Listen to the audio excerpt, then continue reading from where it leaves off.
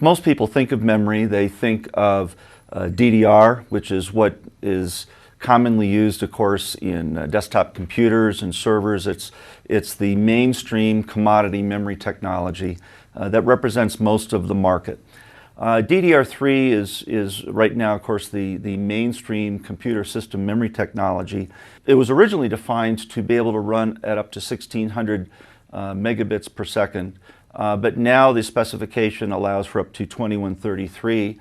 It may get pushed to 2.3 gigabits, and there might be some specialty embedded applications where they try and overclock it.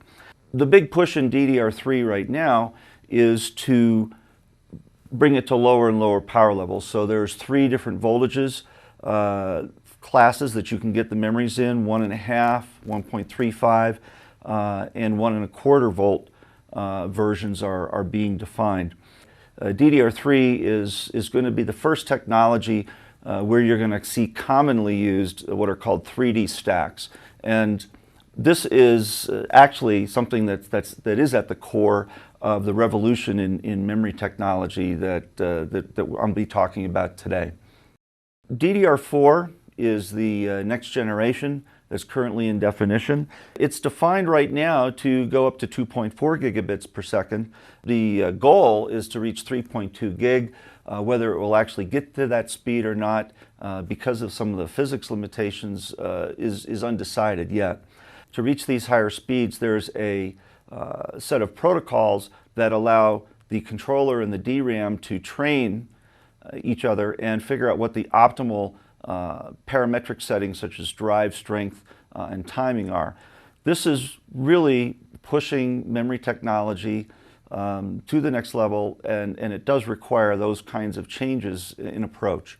Of course, GDDR is used mostly in graphics boards that go into desktop computers, but also it's being used or being contemplated to be used in embedded systems as well. So within JEDEC, the latest generation is GDDR5. So right now you can get GDDR5 memories, which are running at about 6 gigabits per second.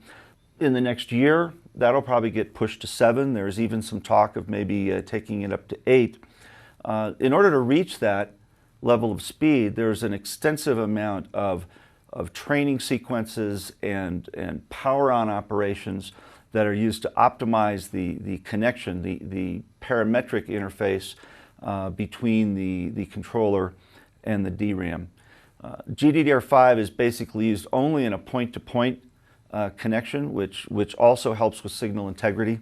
And it was really the first to incorporate this CRC feedback so that errors could be identified per chip and the controller can take appropriate action. So there's a provision basically for transaction retry. If the controller sees a problem, then it is expected to decide whether it needs to, say there was a write failure, that it needs to try and rewrite the data. So if you turn the dial the other way and have a goal of optimizing power, especially for battery-operated devices, you get LPDDR. And so this is, again, a volatile memory, but the architecture and the interfaces have been optimized to reduce power consumption. So the focus there is really on being able to enter very low power modes and exit them very quickly, to be able to adjust the clock rates to lower or higher values depending upon what the load in the system is. And then of course they're all packaged slightly differently. On the mobile side, LPDDR2 is the mainstream memory technology. Right now it's running at about 800 megabits per second.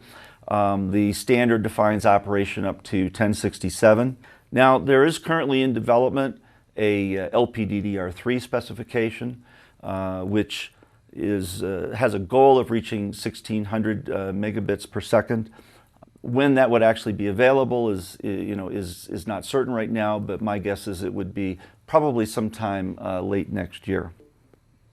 One new type of memory interface that's not being defined in JEDEC right now is called LLI. It stands for Low Latency Interface, and that's actually being driven out of an organization called MIPI. which is responsible for a lot of the battery-operated and mobile device interface standards. And so LLI is really going to be one of the first true high-speed serial interfaces that's designed to go from communicate memory traffic from one ASIC to another. There's another category which you might think of as specialty memory. Basically, this is static memories. Often now the static memories will have two ports, and so the common term used in the industry for static memories is now QDR, which means quad data rate, but basically it describes a two-port memory that you can read and write to simultaneously. So in a sense, you can get data in and out at 4 times the core clock rate. On the non-volatile side, there's flash memory, and there are several different kinds of flash memory. You've probably heard of NAND and NOR flash. There's an enormous amount of innovation going on in the non-volatile memory area to try and deal with some of the limitations in the commodity flash memory environment. Typically, it has to do with having to write an entire block of memory all at once rather than being able to overwrite individual bytes. And as the memory capacities expand, what's called the endurance of that device goes down. So NOR flash, you may be able to write 100,000 or more times before it wears out. NAND flash, for the highest capacities, you may only be able to write as many as 1,000 times, and as the capacity increases, this endurance factor goes down. And this is where the sixth type of memory comes into play, which is basically managed flash or flash or mass storage devices, which can be either embedded, that is, they go into a package that is soldered into a system such as a camera or a phone, or removable, in which you have the flash memory on a card. It could be a USB device or a small plastic package thing such as a compact flash or secure digital or a multimedia card. The next generation of those is being defined right now by JEDEC and the Secure Digital Association. One is called UFS, one is called UHS-2. Neither of those are available now, but that is the next generation that's being worked on.